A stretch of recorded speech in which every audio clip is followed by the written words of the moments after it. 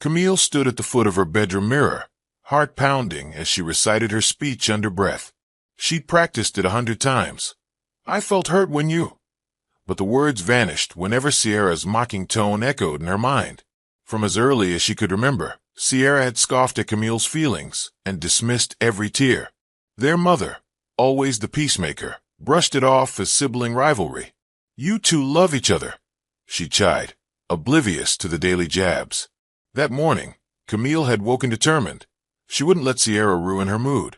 She slipped into a pale lavender dress and padded downstairs, catching Sierra's eye just once. Sierra's smirk was instantaneous. Nice dress, she drawled. Did you pick that out in the dark? Laughter rippled among the family. Camille's cheeks flamed.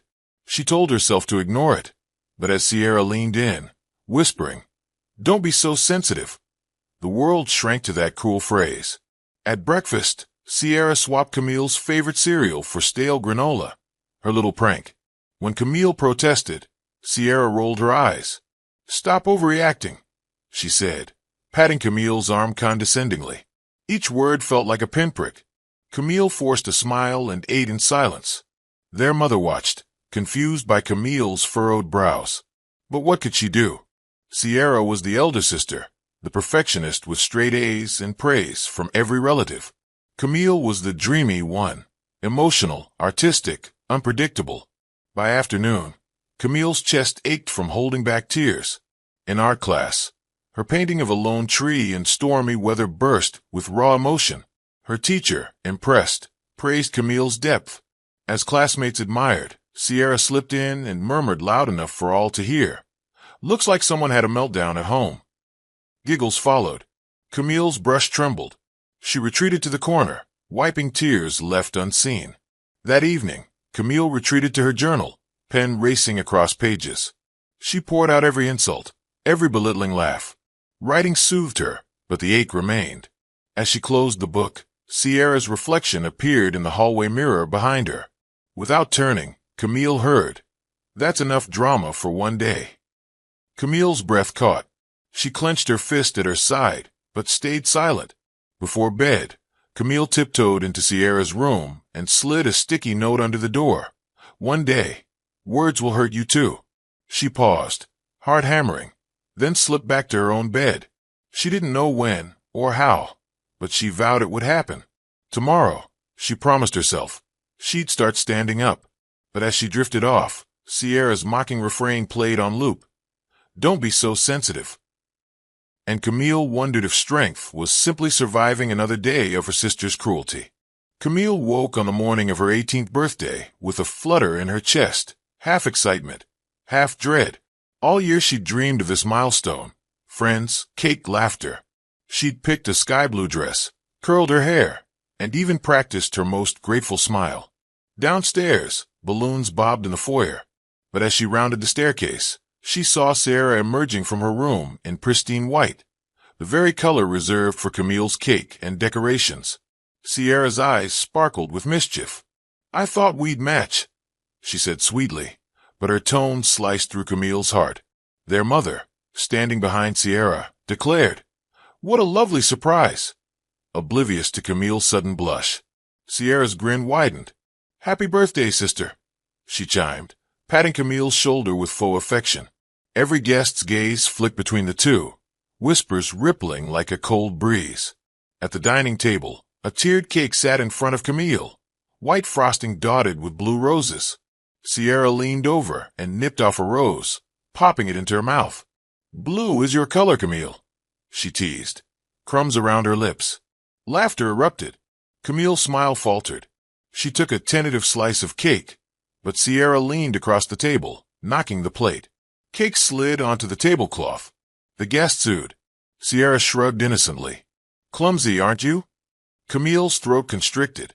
She wanted to scream, to tell everyone how Sierra had stolen her highlight, but words caught like thorns. Instead, she excused herself and fled upstairs, tears stinging. In her bedroom, she sank onto the bed, hugging her knees. She hated that Sierra's cruelty could hurt so much. Downstairs, the party faltered without its guest of honor. Sierra barked at aunts to refill drinks and commandeered the music playlist. The laughter turned hollow. Camille watched through half-closed blinds as Sierra danced center stage, capturing every laugh. It wasn't supposed to be like this. This day was hers. When the doorbell rang again, Camille opened it to her old friend, Liam. He stepped in with a shy smile and a gift. Relief washed over her. Someone here for her. Sierra appeared, snatched the gift, and announced it as her own. "Thank you, Liam," she said sweetly, though he'd brought it for Camille. Camille's heart sank deeper. Retreating to the backyard, Camille slipped beside Liam under a blooming bougainvillea. He handed her the gift, an art set. "Happy birthday," he whispered. Camille managed a smile, tears brimming. In that moment, warmth returned. She realized she was not alone. Sierra's spotlight couldn't dim the genuine kindness of someone who saw her. By sunset, Camille stood barefoot on the grass, clutching her new paints. The party's echoes faded, replaced by cicadas' song. Sierra's laughter drifted from the window, but Camille felt a flicker, strength born from the day's wounds. She vowed, next year, her birthday would be hers alone, without Sierra's shadow. Acceptance letters arrived on a warm spring afternoon. Camille trembled as she opened the crisp envelope. "Congratulations. You've been accepted to Lagos Central Nursing School." Relief and joy flooded her. She'd worked for this moment, dreaming of helping others. Sierra, lurking behind her, snatched the letter. "Must be a mistake," she scoffed. "They took pity because of your panic attacks." The words landed like stones. Their mother hushed Sierra, but Camille's heart pounded. That evening, Sierra circulated Camille's acceptance among family via group chat, appending mocking emojis. Camille read the messages, an anxiety project. Pity admission. And her hand shook. She wanted to delete the chat, but Sierra gloated as she watched. "Your dreams are cute," Sierra whispered when Camille turned away. Determined, Camille began planning. Dorm room, books, schedules. She painted the small bedroom with pastel colors, arranged study lamps, filled a corkboard with inspiring quotes. "Courage isn't freedom from fear, it's acting despite it." Sierra breezed in, tossing a pile of novels on the bed. "You'll need these cheap thrillers to cope with loneliness." Camille swallowed bile, ignored the books, and stacked nursing manuals instead. As move-in day approached, Sierra insisted on helping, then accidentally spilled coffee on Camille's freshly packed scrubs. "Oops," she chirped. Camille's chest tightened, but she couldn't afford to lose any fabric. She soaked and rewrote her packing list. When Sierra finally followed her to the bus station, she hugged Camille with exaggerated concern. "I'll miss you so much," she said, voice dripping. Camille nodded politely, heart hollow. At college orientation, Camille stepped into a bustling hall of new students, families, and excitement. Sierra's parting gift, an old, dented lunchbox, sat heavy in her bag. Camille refused to let her ruin this. She met other students who shared her passion. She found solace in the white coats and stethoscopes, not in petty sibling games. That night, lying in her tiny dorm bed, Camille opened her journal and wrote, "I belong here. I earned this." She felt Sierra's words linger, pity, but looked at her acceptance letter pinned to the corkboard. It read, "Deserved, earned, achieved." Tomorrow, she'd buy a replacement lunchbox, and she'd start proving Sierra wrong, one patient at a time. Liam's presence in Camille's life had always been a source of comfort. When she settled into her dorm on campus, she was stunned to see Liam moving into the room next door. He grinned, unloading boxes. "Thought I'd surprise you," he said. Camille's heart fluttered. For the first time since childhood, she felt seen without jealousy lurking behind a sister's bragging. They spent evenings studying together, laughing over biology mnemonics and trading gossip. Liam encouraged Camille's paintings, and she sketched him reading under the tree outside the library. Her confidence bloomed in his company. But one afternoon, Sierra appeared on campus, unexpected and unwelcome. She wore a designer jacket that looked absurdly out of place among students. When Camille spotted her in the quad, Sierra caught her gaze and sauntered over. "So this is college life," she said, arms outstretched. "I hope it lives up to your wildest expectations." Sierra's eyes flicked to Liam. "And who's your friend?" she asked, voice sweet as poison. Camille bristled but introduced him.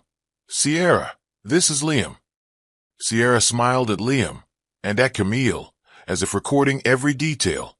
From then on, Sierra lingered, interjecting in conversations. She turned Camille's private confidences into gossip. Did you know Camille thinks Liam is her boyfriend? She texted their circle, inciting snickers. Liam's smiles became more guarded. Camille's chest tightened. Sierra's game had shifted. It wasn't enough to overshadow her achievements. She wanted to steal her happiness. That evening, Camille found a message on her pillow. You're mine first, so keep your distance. No signature. Camille froze. Liam arrived moments later, concern in his eyes. Someone's been leaving notes, she whispered. He frowned. I won't let her mess with you. Camille managed a small smile. With Liam's support, she realized Sierra's shadow couldn't follow her forever. Camille arrived home for the weekend, hoping for normalcy. The aroma of jollof rice and fried plantain floated through the door, but unease settled in her stomach. Sierra greeted her with a fake hug. Missed you, she cooed, voice dripping sarcasm. At the dinner table, relatives settled into chatter. Sierra grinned at Camille, raising her glass. A toast to Camille, whose panic attack story inspired us all. Heads turned. Before Camille could react, Sierra recounted Camille's darkest moment. The night Camille had broken down in high school. She narrated every detail, from the trembling hands to the hospital visit, embellishing for dramatic flair. Laughter exploded around the table. Camille's face burned. She stood abruptly. Her chair screeched.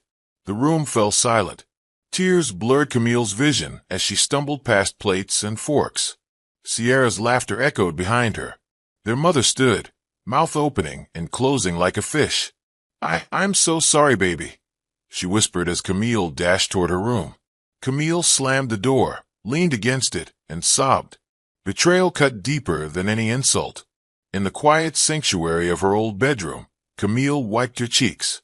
The walls, once comforting, felt suffocating.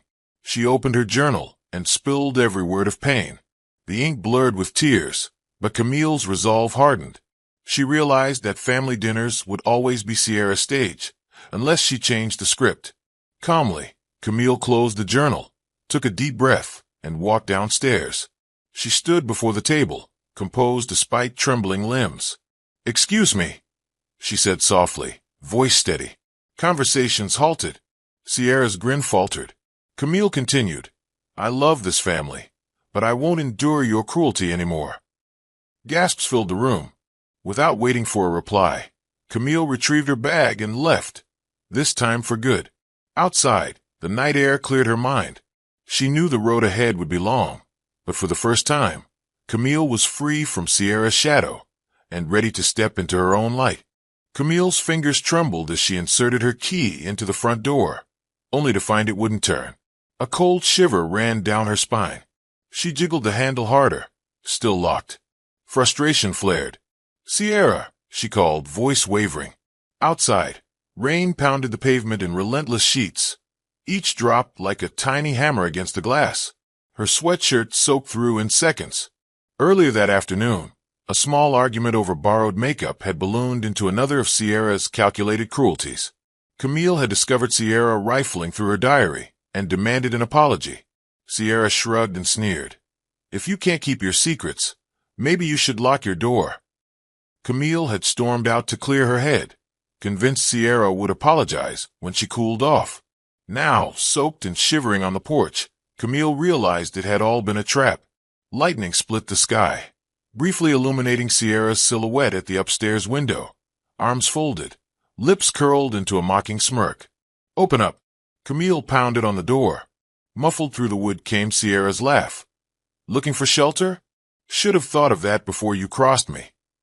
Camille's heart pounded so loudly, she feared it would burst through her ribs. She sank onto the top step, knees pulled to her chest, watching the streaks of water drip from the porch roof. Her phone lay useless in her pocket, dead. Memories of similar torments.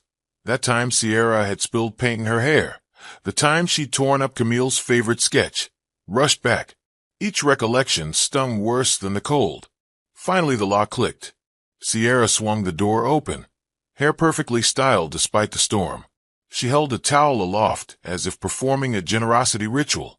Finally, she sighed. I was worried you'd catch a cold.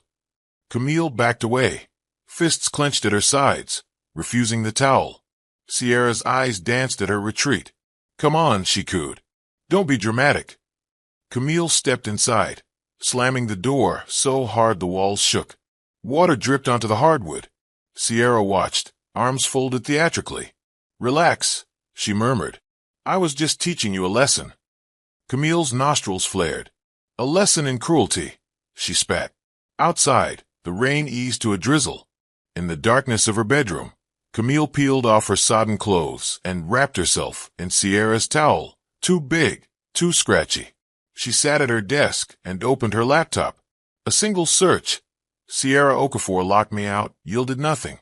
She realized no one would believe her. The storm raged in her memory, but inside her chest, something calmer stirred. Resolve.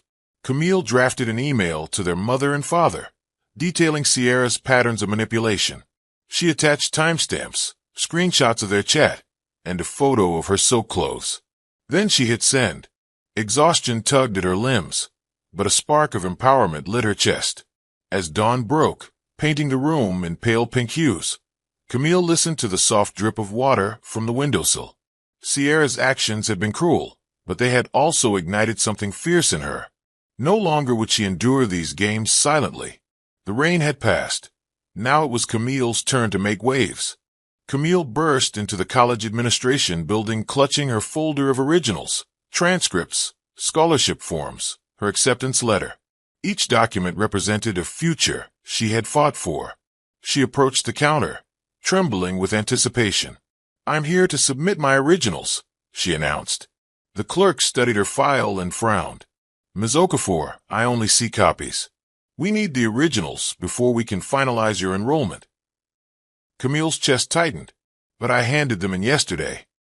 The clerk shook her head. There's no record. I'm sorry. Panic worked its way through her veins.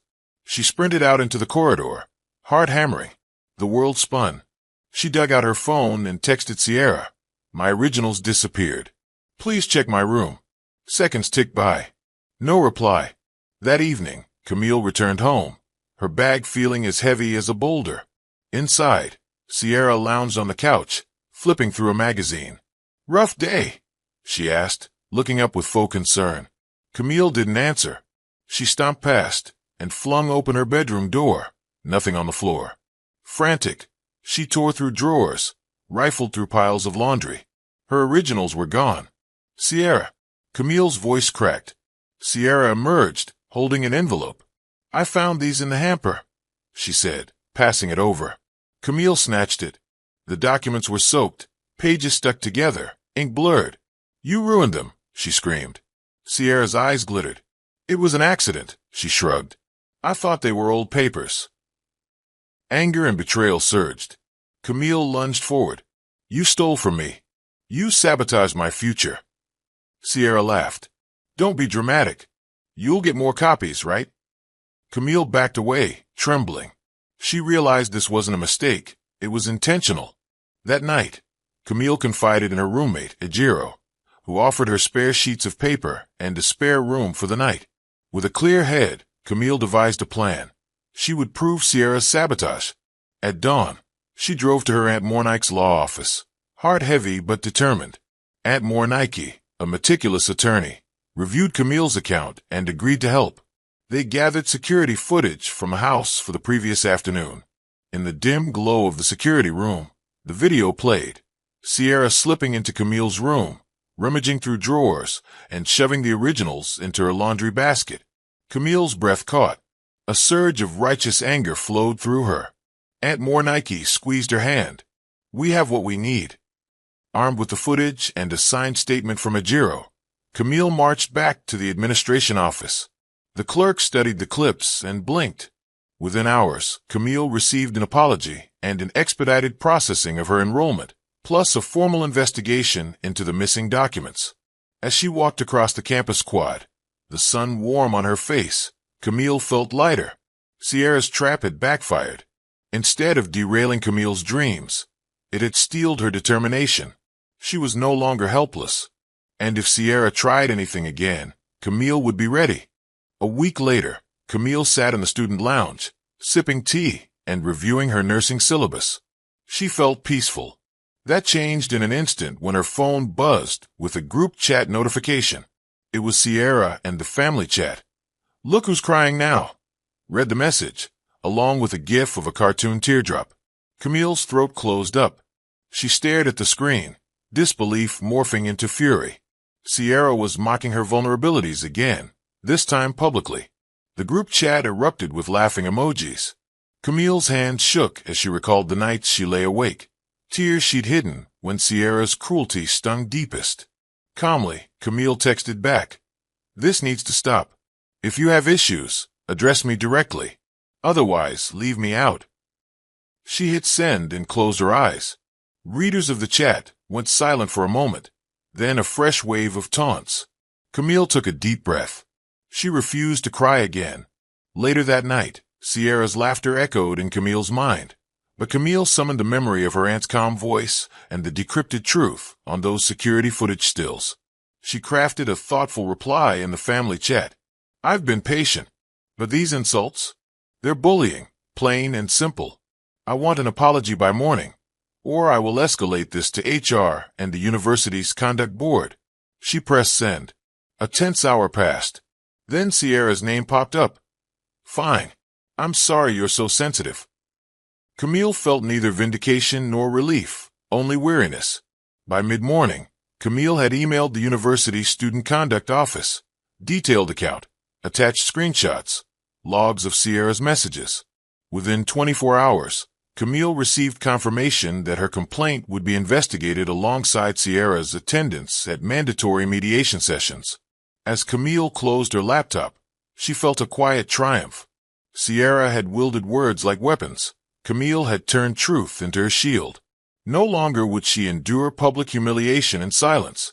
She would stand up, and if Sierra cried, that was on her. Camille stood in her bedroom doorway, suitcase in hand, locked gaze with Sierra. Their mother hovered behind. "I think you two need space," Mother said softly. Sierra's lips twisted. "Fine," she snapped. "Get out." For the first time in her 18 years, Camille left her childhood home for good. The car ride to her new apartment was surreal, an aching mix of hope and sorrow.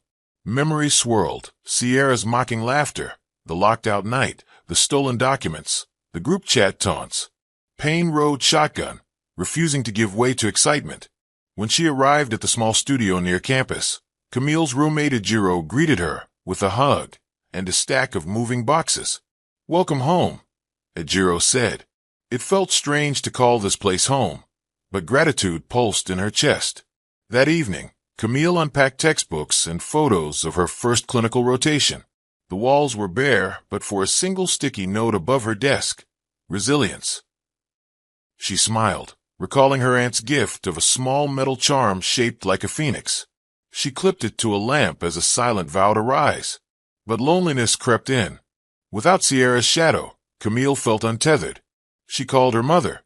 "I'm okay," she lied at first, voice thick. Then she let the tears come. Tears of release more than sorrow. Mother listened, apologizing between sniffles. Camille felt lighter after the call. Weeks passed. Camille settled into her routine. Lectures, study groups, volunteering at the campus clinic. Each day, she moved further from home, further from Sierra, but the ache remained. One late night, she found herself driving past her old neighborhood. The house sat dark, windows black. Memories of betrayal and humiliation rose up, pounding like the storm that locked her out. She drove on. Back in her apartment, Camille sat on the windowsill, looking at the city lights. Pain lingered, but so did strength. She had left home, but she carried her wounds and her lessons with her. In the quiet, she whispered to herself, "I'm free." Free to build her own life, one where no one's cruelty could define her. And though the ache might never fully disappear, Camille knew she would never again be powerless. Morning rays filtered through Camille's blinds as she prepared to head to the campus clinic for her volunteer shift. A text from Sierra blinked on her phone. "Miss you." Camille paused. Surprise flickered. Anger quickly replaced it. She slid the phone into her bag unread. On the bus, Camille closed her eyes and inhaled deeply. She pictured last night's small victory, a patient she'd comforted, a nursing instructor's praise for her calm presence. These were her triumphs now. At the clinic, she greeted the elderly Mrs. Adebayo with a warm smile.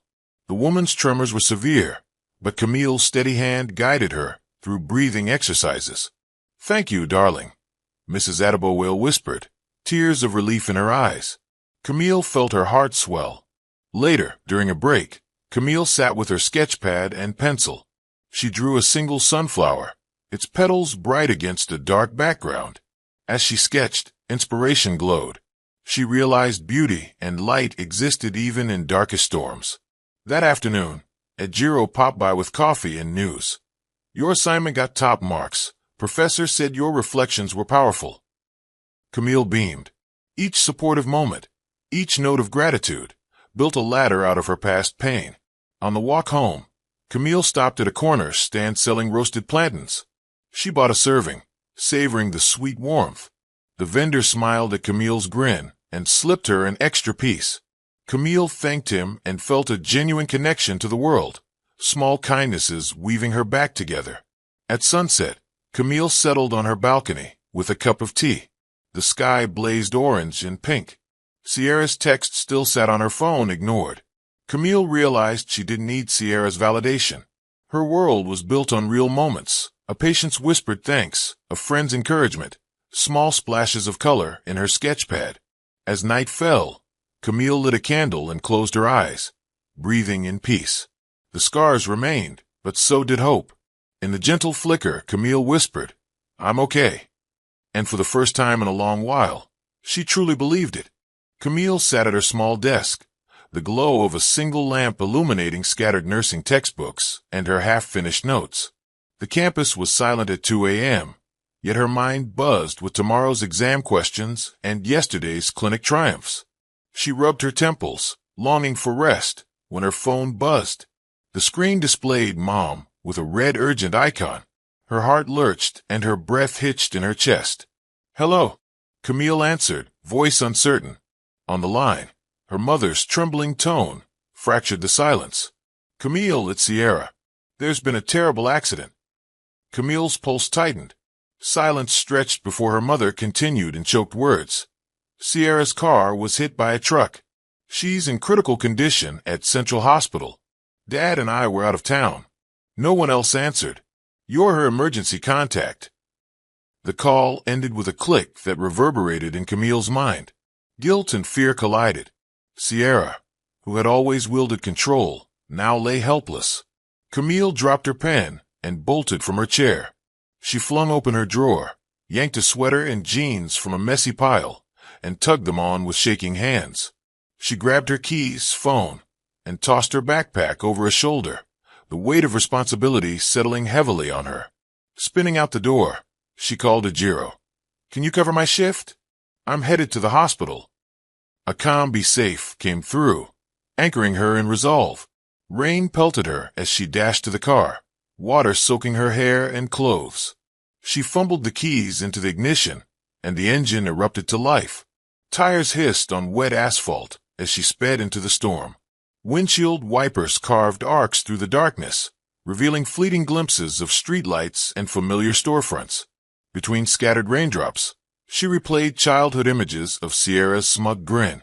Now that grin was gone, replaced by fragility. Every light seemed to conspire against her. She weaved through deserted streets, her pulse hammering. At each stoplight, she closed her eyes and whispered a prayer. Please keep her alive. The city lights blurred into streaks as she pressed on, adrenaline overriding fatigue and fear. Moments later, she spotted the hospital's glow. She veered into the drop-off lane, tires screeching against puddles. She grabbed her umbrella and sprinted inside. The antiseptic tang and bright fluorescent glare of the lobby assaulted her senses. She approached the nurse's desk, voice urgent and wavering. "I'm Sierra Okafor's emergency contact. She was brought here, critically injured." The attending nurse nodded and beckoned her through a side door. They hurried down a narrow corridor where echoes of distant beeps and hushed orders reverberated. They paused before glass doors labeled Trauma Unit. Inside, medical staff moved swiftly around an empty gurney. Camille's chest constricted. "Where is she?" she demanded, voice thick with emotion. A surgeon turned, sorrow in his eyes. "She's in surgery prep. We're stabilizing her injuries. You'll be updated." Camille sank onto a cold metal bench just outside the doors. Rainwater dripped from her coat as she pressed her forehead to the glass. Tears slid silently down her cheeks. The weight of responsibility, the fragility of life, and the bond of sisterhood pressed down on her as she awaited Sierra's fate. Her hands tightened around her phone and car keys as she closed her eyes, summoning every ounce of courage. Whatever lay ahead, Camille vowed to stand by her sister's side, ready to face the unknown with unwavering determination. Truly committed, Camille waited in a small waiting area just outside the trauma unit. The harsh glare of fluorescent lights cast a cold sheen on vinyl chairs and linoleum floors. The sterile scent mixed with hand sanitizer and distant antiseptic. On a nearby table, outdated magazines crinkled beneath plastic. Camille's heart raced as she absent-mindedly fingered her phone, waiting for any word. The weight of Sierra's scarf and a bouquet of white lilies in her lap felt like both promise and apology. When the nurse finally appeared, she motioned Camille forward through double doors. The corridor beyond echoed with hurried footsteps and muffled beeps. Camille's pulse hammered as she entered a private room. The air inside was cooler, tinged with antiseptic and the soft hum of ventilators. Sierra lay at the center, swaddled in crisp white sheets. Her legs lay eerily still beneath the blankets. Tubes and wires snaked from her arms to monitors charting every heartbeat and breath, an electronic symphony of life and fragility. Sierra's pale face was framed by damp hair, and her eyes flitted toward Camille with raw uncertainty. When her lips parted, a hoarse whisper escaped. "Cammy?" The room seemed to still around them. Camille moved closer, heart aching, and offered the lilies. They rested on the outstretched linen, droplets of pure white amidst hospital green. Sierra's gaze shifted from the blooms to Camille's trembling hands. A nurse in soft blue scrubs adjusted the settings on a nearby monitor. "Spinal trauma," she explained gently. "She's conscious and stable, but she may be paralyzed from the waist down." The words hit Camille like ice water. Sierra's eyes widened further, panic rising. Camille's chest constricted as she fought tears. She sank onto a stool, brushing a stray lock of hair from Sierra's forehead, recalling how Sierra had once mocked her own fragility. Outside the window, rain streaked the glass, barely visible against the sterile halls. Camille remembered Sierra's reckless confidence, her daring stunts behind the wheel, always taunting how invincible she felt. Now that invincibility lay shattered on a narrow bed, Camille gripped Sierra's hand, palm slick with tears. "I'm here," she whispered, voice thick. Sierra's eyes blinked, filling with fear and an unspoken apology. The nurse offered Camille an extra blanket, soft and warm. Camille draped it over Sierra's feet, comforting the part of her sister now betrayed by her own body. Moments later, a doctor in a crisp white coat entered. He spoke kindly. "We'll administer high-dose steroids to reduce inflammation. We may consider surgical decompression if swelling doesn't recede. Our team will consult neurosurgery and rehabilitation specialists to optimize your recovery plan." Camille scribbled notes, determined to learn technique to help her sister. She felt unwavering resolve fill her.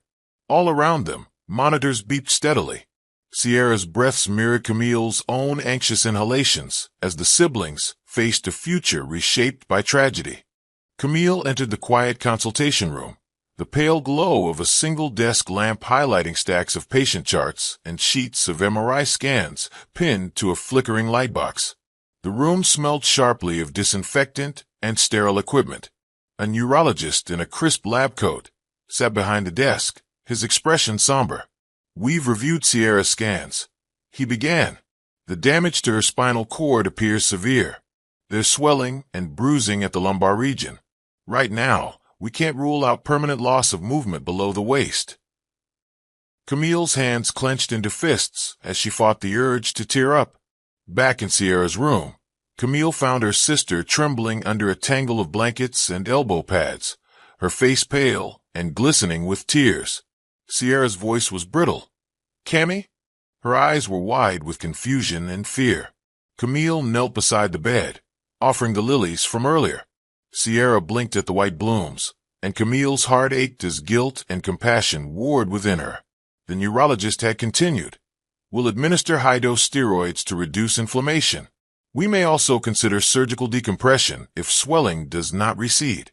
Our team will consult neurosurgery and rehabilitation specialists to optimize your recovery plan." Camille scribbled notes, determined to learn technique to help her sister. She felt unwavering resolve fill her. When Dr. Hassan left, Camille returned to Sierra's side. "You'll start physical therapy trials soon," he'd said. "Some patients regain partial movement, but the process is slow and uncertain." Hope and dread collided in Camille's chest. She gripped Sierra's hand. Sierra's voice cracked as she spoke again. "I can't feel my legs." Camille pressed her fingers against Sierra's calves, confirming the truth Sierra dreaded. Sierra closed her eyes, pain and regret flickering across her features. Camille's heart broke, but she fought tears. Sierra's tears subsided into sobs. "I did this to myself. I was reckless, never cared about anyone but me," she sobbed, words heavy with guilt. Camille brushed hair from Sierra's forehead. "It wasn't your fault," she whispered. "Accidents happen." A physical therapist entered, carrying a clipboard and a gentle smile. "I'll work with Sierra when the steroids take effect," she said. The therapist offered Camille a nod of reassurance, then departed. Camille nodded and held Sierra's hand. Later, as twilight filtered through the blinds, Camille leaned close and whispered memories of childhood laughter under mango trees, secret midnight snacks, and promises of always standing together. In that hushed moment, Camille understood that compassion is not pity. It is devotion, presence, and steadfast commitment through every trial. It had been 3 days since Sierra's surgery, and a heavy stillness lingered in the trauma ward. The fluorescent lights overhead cast a harsh glare on sterile walls, while the faint hum of oxygen machines and distant footsteps echoed through quiet corridors. Only one chair beside Sierra's bed bore the marks of companionship, where Camille had tucked herself into the corner, a stack of cloves and a battered journal at her feet. Every morning, Camille arrived before dawn with a steaming thermos of jasmine tea and a fresh bowl of sliced fruit, silent testimonies to her unwavering care. Sierra lay propped against pillows, reading instructions on an enforced stand. Her shoulders were hunched, her once vibrant eyes glazed with loneliness. She glanced at Camille as the door creaked open. "Any messages?" she asked softly. Camille shook her head, placing the fruit beside her. "Mom and Dad are tied up in meetings. Liam's away. No one else came." Sierra's lip quivered. "Not even Liam? Not my parents?" Tears welled in her eyes. Camille knelt beside the bed, brushing a stray lock of hair from Sierra's forehead. "You know how many times you ignored mine," she murmured. "You blamed my anxiety for everything. Now they've forgotten you." Sierra's gaze flickered with shame. "That's cruel," she whispered. "I never realized how alone I could feel." Camille's chest tightened. She fetched a damp cloth and wiped Sierra's cheek, each careful motion a balm to past wounds. Later that afternoon, a physical therapist arrived, offering gentle guidance as Sierra flexed her arms under instruction. Each small movement was a victory. When the therapist departed, Camille read aloud from Sierra's favorite novel, her steady voice filling the hush of the room. Sierra closed her eyes, drawing comfort from familiar words and the steady presence of her sister. Outside visiting hours, Camille paced the hallway, imagining each absent face. An elderly patient in the next bed coughed quietly, his daughter nowhere to be found. A passing nurse paused and said quietly, "You're here every day. Your sister is lucky." Camille nodded, gratitude and guilt entwined. She returned to Sierra's room with extra blankets and a fresh bouquet of lilies the nurse had brought. As dusk approached, shadows deepened across the walls. Sierra stared at the ceiling, tears tracing cold paths down her cheeks. She turned to Camille. "Why are you doing this?" she asked, voice trembling. Camille tucked a blanket around her sister's shoulders and brushed her hair back. "Loneliness can kill hope," she replied softly. "And I know what it's like to be deserted when you needed someone most." Sierra reached for Camille's hand, sobbing with relief. Night cloaked the ward in silence. Camille organized Sierra's medications, set out water glasses, and arranged cherished photos. Before leaving, she whispered, "I'll be here again tomorrow, no matter what." As she walked down the empty corridor, she reflected on every soul who had let Sierra down. They would never know the power of unwavering presence, but Camille would prove that love and solidarity can heal wounds that medicine alone cannot mend. The first light of dawn seeped through narrow blinds, painting the room in soft gold. Camille arrived with a basin of warm water infused with gentle lavender scent, a fresh towel, and a stack of clean hospital linens. Sierra lay draped in crisp sheets, her hair matted and tangled. Camille's chest tightened as she remembered Sierra's youthful boasts of effortless beauty, now replaced by vulnerability. With tender care, Camille coaxed Sierra's arms from beneath the blankets. She drizzled water over Sierra's scalp, massaging suds through each strand. Sierra closed her eyes, offering trust she had once refused. Camille rinsed every lock, cradling Sierra's head to protect the incision near her collarbone. After lathering and rinsing, she wrapped Sierra's head in a towel turban and helped her sit up so Camille could wash and moisturize her slender shoulders. Each motion quieted memories of past cruelty. Next, Camille gently washed and massaged Sierra's legs, restoring warmth to her injured limbs. Each circle of the cloth felt like a small restoration of dignity. Bathing complete, Camille helped Sierra into a pale hospital gown, fastening ties at the back. She brushed Sierra's damp hair into place, each ringlet falling softly against her sister's cheeks. Sierra offered a fragile smile, eyes glistening. Camille leaned close. "You're safe here," she whispered. Sierra nodded, tears slipping quietly. Breakfast followed. Camille warmed the vegetable soup from the night before, its rich aroma filling the room. Sierra struggled to hold the spoon, her arms trembling. Camille placed the tray on Sierra's lap and lifted spoonfuls to her sister's lips. Warm broth trickled down Sierra's chin. Camille cleaned her sister's face with a damp cloth and continued feeding her bite by bite. Each mouthful was nourishment and a silent pledge of compassion. Mid-morning, a nurse peeked in with a smile. "You're an exemplary caregiver," she said. Camille nodded, her focus returning to Sierra. She changed the linens, discarding damp sheets and smoothing fresh ones. She arranged Sierra's favorite novel, a framed photo of childhood laughter, and a small potted succulent on the bedside table, tokens of home in a sterile world. When Sierra needed a bedpan, Camille respectfully closed the door, offering privacy and gentle words of encouragement. As Sierra washed her face at the sink, Camille helped dry and apply lotion to her cheeks and hands. Sierra's reflection looked pale but real, humbled by circumstance. As the afternoon light waned, Sierra's voice broke the silence. "I never imagined I'd need so much help," she whispered. Camille sat on the edge of the bed, brushing Sierra's hair. "We all need help," she replied. "There's no shame in asking." Sierra's tears flowed freely. "I'm sorry for every insult, every tear I caused," she confessed. Camille squeezed her hand. "Apology accepted. It's my turn now." Before leaving, Camille straightened the pillows and turned off the bedside light. In the hush that followed, she reflected on the ultimate irony. The sister who once ruled with cruelty now depended entirely on the kindness she once denied. Yet in that reversal lay redemption.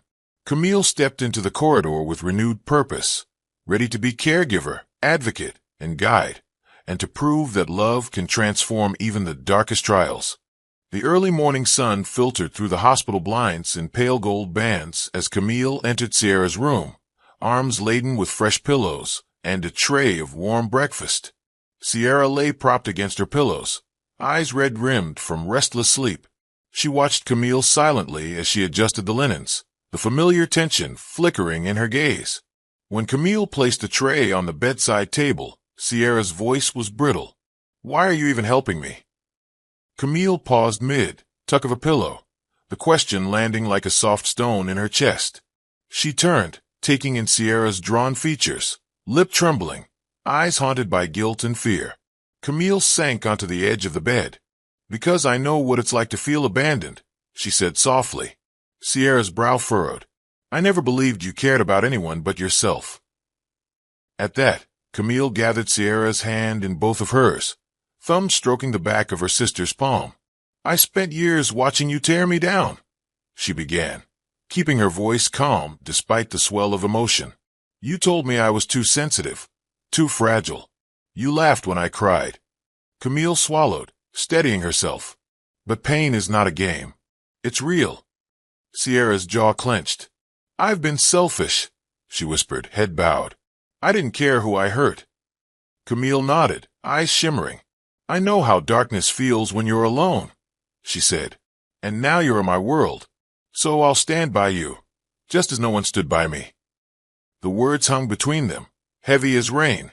Sierra's eyes filled.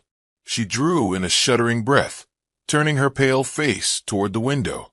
"I wish I could take back everything I did," she said, voice cracking. "Every harsh word, every tear I caused." Camille leaned closer.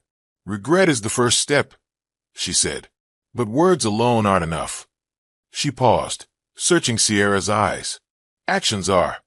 For the next hour, Camille guided Sierra through gentle stretches, the first tentative exercises of physical therapy, with patience born of empathy. Sierra winced but complied. Each movement was an act of humility, proof that help could exist without cruelty in return. Camille murmured encouragement, celebrating even the smallest progress. After the session, Sierra lay back, exhausted. She reached for Camille's hand. "I'm sorry, truly." Camille squeezed back. "I forgive you," she replied.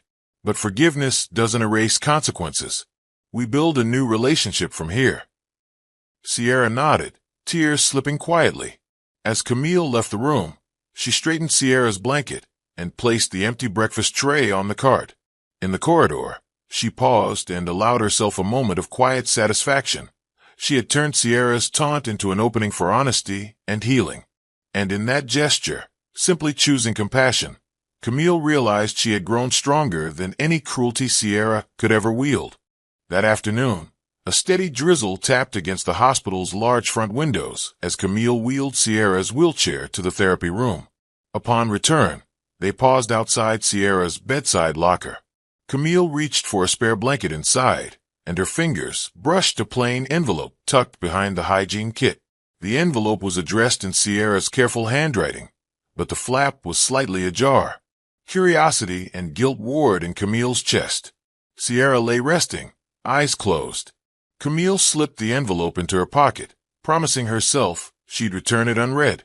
But once Sierra drifted into a nap, exhaustion overtaking her, Camille sat on the windowsill and opened the letter, exhaling as the pages fluttered free. Inside, Sierra had poured out her soul. Pages of raw confession, insecurity, and guilt. She wrote of envy that consumed her from childhood, how Camille's kindness and talent had always outshone her own, why she'd sabotaged Camille's dreams to feel superior for a moment. She wrote of loneliness masked by cruelty, fear that no one would love her if she weren't the perfect daughter and sister. And most heartbreaking, she had begged herself for forgiveness, lamenting that she'd never known how to ask. Camille's throat tightened as each paragraph darkened with remorse. Tears blurred her vision. The letter was trembling proof of Sierra's hidden pain, pain she'd never imagined. The sister who had tormented her carried despair far deeper than Camille's own. The envelope slipped from her fingers and fluttered onto her lap. When Sierra stirred, Camille folded the letter hastily, stuffing it back into the envelope and replacing it behind the hygiene kit. As she wheeled Sierra back inside, Camille forced a calm expression. Sierra glanced up. "Feeling better?" she asked weakly. Camille nodded, gripping Sierra's hand. "Your nap did you good." Sierra offered a faint, grateful smile. "Thank you for everything," she murmured. In her heart, Camille wrestled with whether to confront Sierra, but she realized that the letter was Sierra's private confession. Instead of unveiling it, Camille chose to speak from what she'd learned. That evening, as Sierra lay dozing, Camille lit a small lamp and sat at the edge of the bed. I read your letter, she began gently, voice barely above a whisper. Sierra's eyes snapped open, wild with fear. Camille held up a finger. Not to shame you, she said, but because I needed to understand why. Sierra's face crumpled. In the hush of the room, Camille shared the letter's truths back to Sierra. Her jealousy, her loneliness, her regret. Sierra wept, burying her face in Camille's shoulder. I'm so sorry, she sobbed. Camille hugged her sibling, letting the apology and forgiveness mingle. By morning, the weight between them had shifted. The unspoken became a bridge to honesty. And in Sierra's tearful gratitude, Camille discovered that vulnerability could heal wounds deeper than any insult. Discharge day dawned clear and crisp as Camille helped Sierra into her wheelchair outside the hospital entrance. The air smelled of rain-washed asphalt and blossoming jasmine hedges. Camille had borrowed her aunt's sedan, the same model Sierra had totaled in her accident. Sierra glanced at it, brow furrowed. I'm sorry, she whispered. Camille patted her hand. Let's get you home. Once Sierra was buckled, Camille climbed into the driver's seat, adjusting mirrors before turning the key. The engine purred to life. As they eased into traffic, Sierra's gaze drifted to the rearview mirror. I never told you what happened that night, she said quietly. Camille glanced at her, curiosity piqued. You don't have to, she replied. Sierra shook her head. I do. Camille slowed at a red light. Sierra inhaled, voice trembling. I was showing off, speeding down that empty stretch, thinking I was invincible. I'd had drinks with friends earlier. I thought I could handle it. The light turned green. They resumed. Camille gripped the wheel. Go on. In that moment, Sierra continued, I saw a gap in the guardrail and laughed. But a commuter van came around the bend. I swerved, lost control, and everything went black. Sierra's fingers trembled on the armrest. Camille's jaw clenched. Why didn't you tell anyone? Sierra exhaled. I was ashamed. Ashamed I'd risked everything for a thrill. Ashamed to admit how out of control I'd been. Camille's heart pounded. She navigated through narrow streets, toward their old neighborhood. You could have been killed, she said softly. Sierra's eyes glistened. I know, but I didn't want pity, especially not from you. Camille sighed. I don't offer pity. I offer help. They turned onto a tree-lined avenue, the light dancing through a canopy of green. Sierra continued, voice small. I realized, lying in that hospital bed, that I'd spent my life hurting the person who loved me most, and I hated myself for it. Camille nodded, pressing the brake, gently at a stop sign. Thank you for telling me. Sierra's gaze met Camille's through the rearview mirror. Without hearing it aloud, I don't know how I could have moved forward. Camille exhaled relief. It takes courage to own your mistakes. Sierra sniffled. I want to change. Camille managed a small smile. And you will. One day at a time.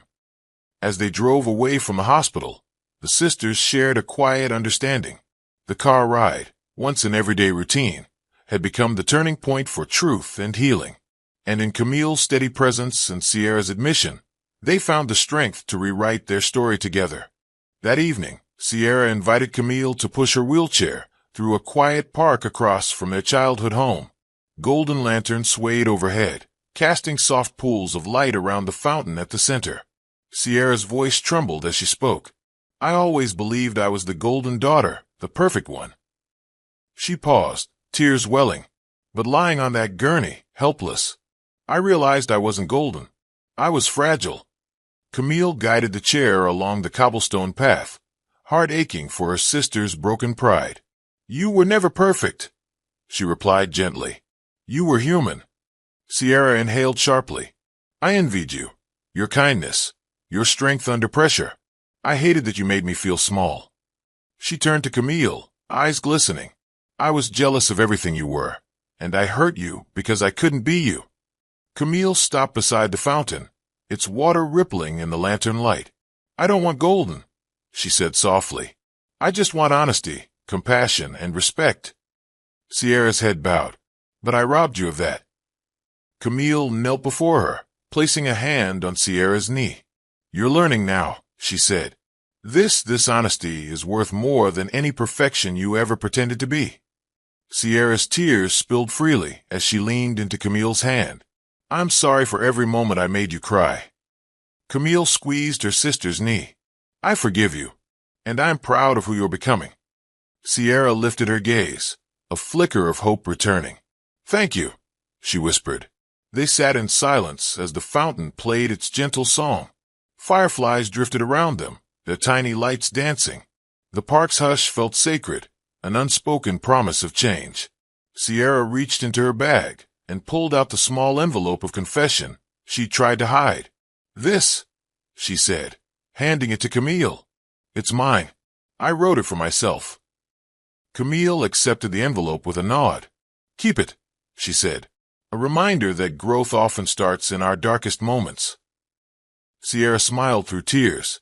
"I think I understand now." As they wheeled toward home under the blanket of night, Sierra realized she was no longer the golden one. She was a sister learning humility, guided by the very sibling she had once tormented, and that, she understood, was a far more precious identity than any crown of perfection. Sierra's hospital room was warm with afternoon light when Camille's mother burst through the door, eyes rimmed with red. She hurried to Sierra's bedside, clutching a bouquet of lilies that drooped slightly in the vase. "My darling Sierra," she exclaimed, voice quivering. Sierra stirred, eyelashes fluttering. "Mom," she whispered. Camille watched from the corner, heart pounding. Her mother's gaze flicked to Camille. "Camille, why didn't you call me sooner?" she demanded, voice sharp with blame. Camille took a breath. "I tried," she said, tone measured. "You were always at work meetings. Dad was traveling. You both missed every other crisis." Mother's face fell. She turned back to Sierra. "I'm so sorry, baby. I should have been here." Sierra's lips quivered. "It's okay," she said softly, voice brittle. "Cammy, she was here." Mother glanced at Camille, guilt and shame mingling on her face. "Thank you," she whispered hoarsely, reaching for the lilies. Camille felt a surge of frustration. They had waited. Mother had prioritized career over children, leaving Camille to fend for herself, and then Sierra to fend for help. She stepped forward. "Mom, it's not enough to say sorry now," she said quietly. "You missed every harsh laugh Sierra threw at me. You missed every tear." Mother's eyes welled. She opened her mouth, then closed it, unable to find words. Sierra shifted, tears slipping down her cheeks. "I don't need lectures," Sierra said, voice small. "But I needed you when I was scared I'd never walk again." Mother sobbed, brushing a lock of hair from Sierra's forehead. "I know," she murmured. Camille pressed her lips together, pain and anger warring in her chest. She had fought for Sierra's care and dignity while their mother quarreled. Now forgiveness felt like a hollow gesture. "I'm proud of you, Sierra," Camille said softly. "I'm proud of us." She approached the door, turning back once. "I'm going to get us some fresh air." Mother reached out, but Camille shook her head. "Not today." She ushered Sierra's wheelchair into the hallway. As they rolled past the nurse's station, Camille felt the weight of abandonment shift from her shoulders. In placing Sierra's well-being above her mother's guilt, Camille had chosen her own path. Outside the hospital, a cool breeze welcomed them. Sierra inhaled deeply, arms around Camille's shoulders. "Thank you for taking me out," she said. Camille smiled, brushing Sierra's hair back.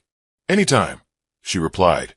Behind them, their mother watched from the window, too late, and the gesture too little.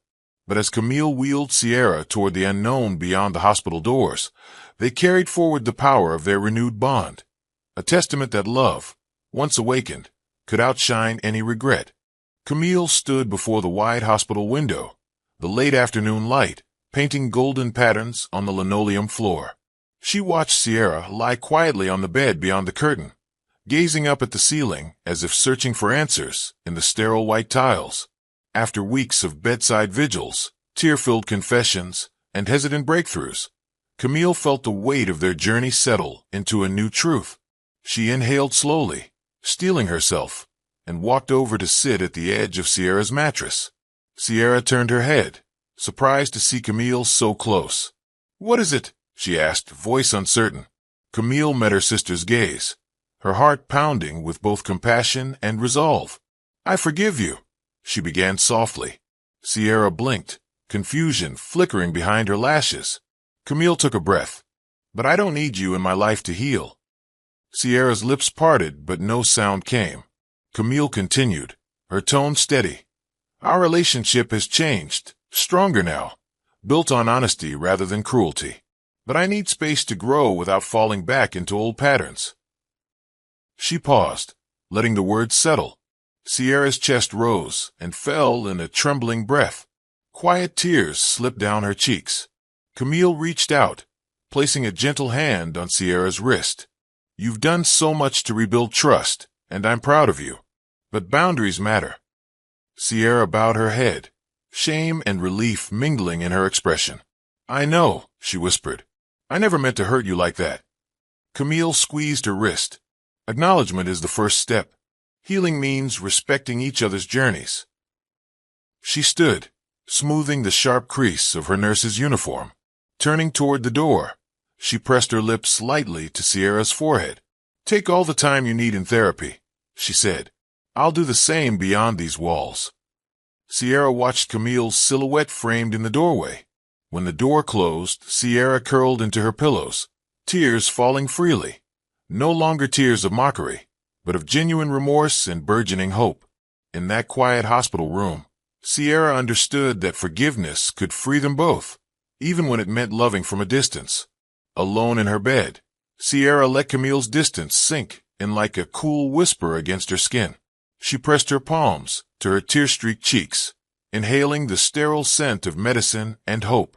In that stillness, she recognized that healing demanded more than tearful apologies. It required honest work and commitments. She reflected on the upcoming therapy session, her blank journal pages awaiting truths she hid, and the boundaries she would now set. Images of Camille's purposeful footsteps in crisp nursing scrubs appeared in her mind, each stride a testament to strength and balance. Sierra realized she needed to cultivate humility, patience, and self-respect, rebuilding trust one careful step at a time. Tears blurred her vision, yet beneath the sorrow a soft glow of optimism emerged. For the first time, Sierra understood that forgiveness was not an endpoint but an unfolding practice, a choice to transform pain into growth and compassion. The morning air was crisp as Camille stepped onto the campus quad, cap and gown rustling softly in the breeze. Rows of white chairs awaited the graduating class, and a stage draped in blue and gold banners gleamed under the soft sunlight. Camille inhaled deeply, brushing a stray lock of hair beneath her mortarboard. The scar on her left wrist, faint but present, tingled as she thought of Sierra, hospital-bound but determined to attend. Today was the culmination of years of study, struggle, and silent perseverance. Classmates in identical gowns filtered in, linking arms and swapping congratulations. Camille recognized faces from shared late-night study sessions in the library, volunteers at the clinic, and friends who had become family away from home.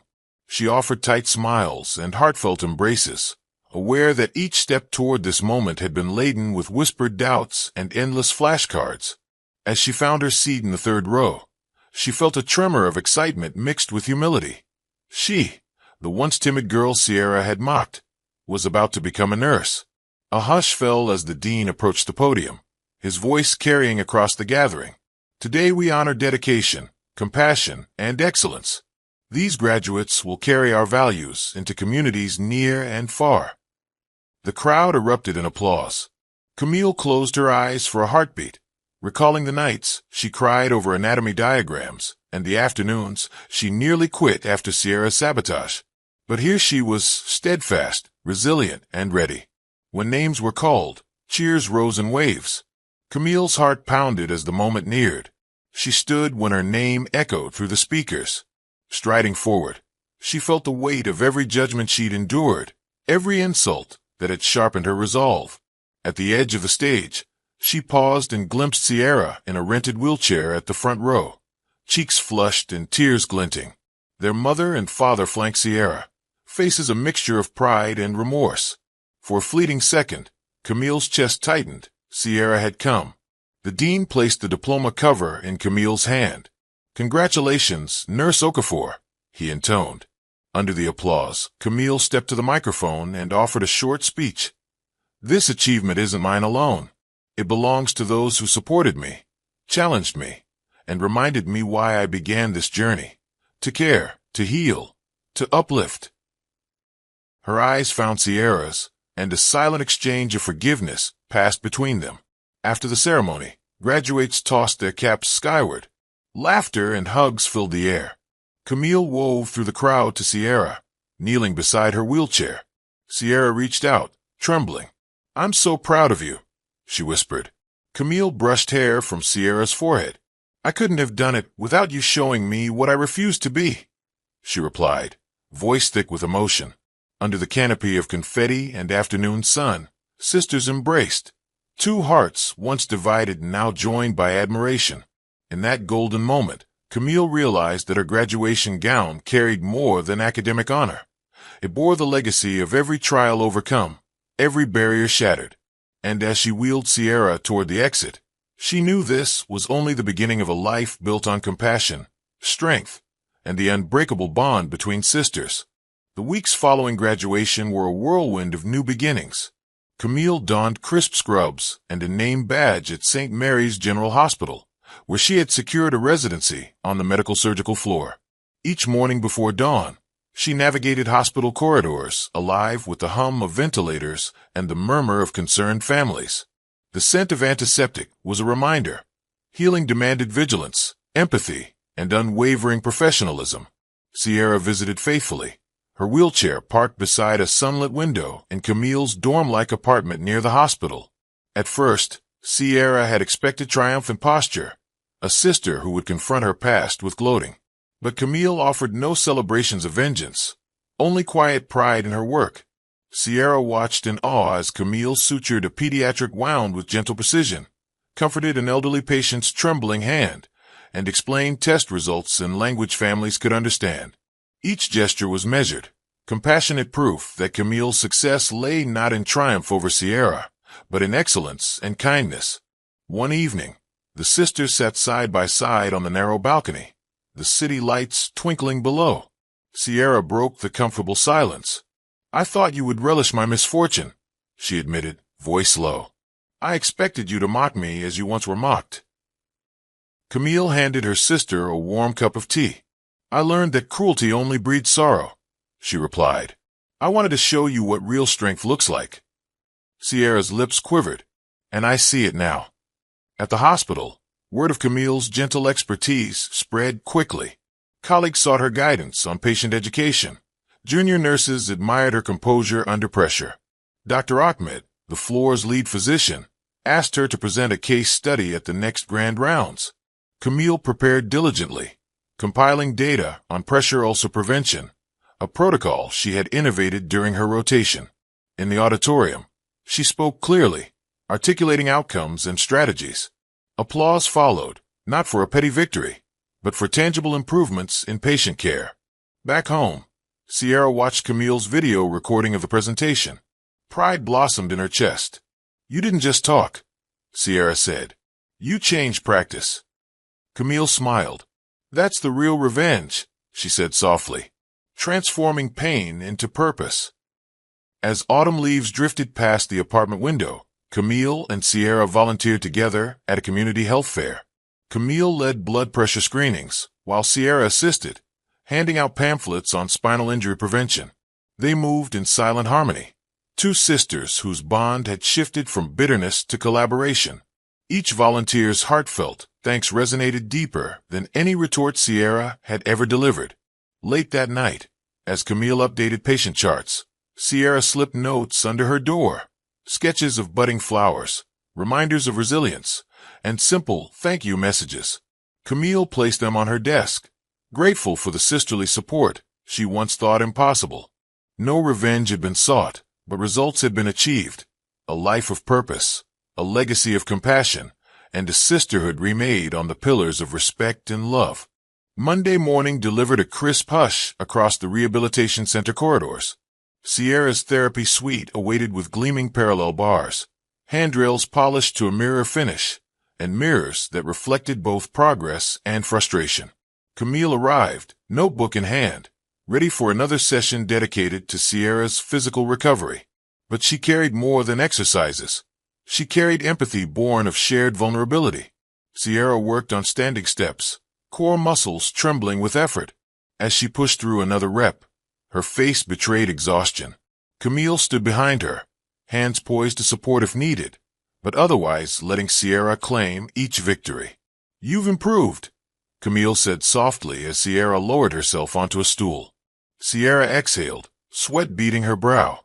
"Every day is a reminder that bodies heal slowly," she murmured. Camille nodded. "And that minds need rehabilitation, too." That afternoon, the center psychologist, Dr. Obi, invited the sisters into a sunlit counseling room strewn with art supplies. "Physical rehab is vital," he began, "but we must address emotional scars." He gestured to a large canvas on an easel. "Art therapy can bridge that gap." Skeptical, Sierra picked up a brush. Camille dipped hers into a pool of cerulean paint. Side by side, they applied broad strokes of blue and white, watching colors blend. Words were unnecessary. Every swirl embodied pain, hope, and renewal. As the piece took shape, a tumult of stormy seascapes giving way to clear skies, Dr. Obi guided them through shared reflections. Sierra admitted fear of dependence. Camille confessed residual guilt over past spite. Tears welled as they confronted truths neither had voiced before. When the canvas was complete, shimmering shades depicted not only their journey, but the promise of calmer waters ahead. Back home, Camille affixed the painting above Sierra's bed. "A reminder," she said, voice gentle. Sierra traced the transition from dark to light. "Rehab isn't just for bodies, it's for hearts and minds," she whispered. Camille smiled, placing a hand on her sister's shoulder. Weeks later, Sierra navigated a short distance without assistance, feet steady on the parallel bars. The therapists cheered. Sierra turned to Camille, eyes bright. "You saw me as more than broken," she said. "You showed me healing is holistic." Camille squeezed her hand. "Your courage taught me the same." Under the golden afternoon sun, they celebrated progress, not with grand gestures, but with tacos from the food truck parked outside. Each bite a testament to triumphs small and large. Laughter echoed down the corridor, a melody of renewal. And as the sisters shared soft tortillas and brighter futures, they understood that true rehabilitation embraced every part of the human spirit. A year after Sierra's accident, the sisters returned to the hospital auditorium, this time for Sierra's own graduation from the rehabilitation program. Chairs filled quickly with therapists, fellow patients, and family members. Their mother sat in the front row, clasping Sierra's hand tightly, eyes glistening. Camille stood at the back, watching the scene unfold with pride. When the program facilitator called Sierra's name, she wheeled onto the stage, her gait steady though still aided by a brace. Applause thundered through the room. Sierra lifted her diploma, a certificate acknowledging her resilience and dedication. As she scanned the audience, her gaze settled on Camille, whose tear-filled smile mirrored Sierra's own. Sierra raised her diploma high, a triumphant spark in her eyes. Then she pointed across the crowd. "Look who's crying now." She joked softly, voice warm, but no one's laughing. Laughter rippled through the audience, gentle, celebratory, free of mockery. Therapists who once guided her in anger management workshops clapped, freed from professional caution. Fellow patients who had shared tears and triumphs cheered, their own journeys woven into Sierra's. In that moment, the sisters understood how far they had come. After the ceremony, they posed for photos, Sierra in her wheelchair, Camille kneeling beside her, arms entwined. Their smiles were genuine, unburdened by past cruelty. Photographers snapped frame after frame, capturing the reunion of two souls healed through empathy and courage. Backstage, Sierra turned to Camille. "I never imagined I'd be proud to watch you cry tears of joy," she said. Camille brushed tears from her cheeks. "And I never imagined I'd see you as the strongest woman I know," she replied. Sierra winked. "No more snickering?" Camille laughed. "Only applauding." That evening, they returned to their old neighborhood, where streetlights danced on wet pavement. Memories of rain-soaked betrayals now washed away by time and growth. They stopped beneath the tree where childhood laughter once rang out. Sierra leaned back, inhaling deeply. "I guess karma really did punch back," she said. "But it wasn't vengeance, it was love." Camille nodded, placing a hand on her sister's shoulder. "And it always will be." Under the canopy of stars, the sisters sat in companionable silence, tears glinting like sequins in the night. Their journey, from gaslighting and cruelty to vulnerability and healing, had come full circle. No posts, no videos, no wider audience witnessed this moment. It belonged entirely to them. Two sisters whose tears no longer caused pain, but celebrated survival, forgiveness, and the enduring power of compassion. I hope you enjoyed this story. Please like, comment, and share. Also turn on the bell to get more of our videos. See you in the next story.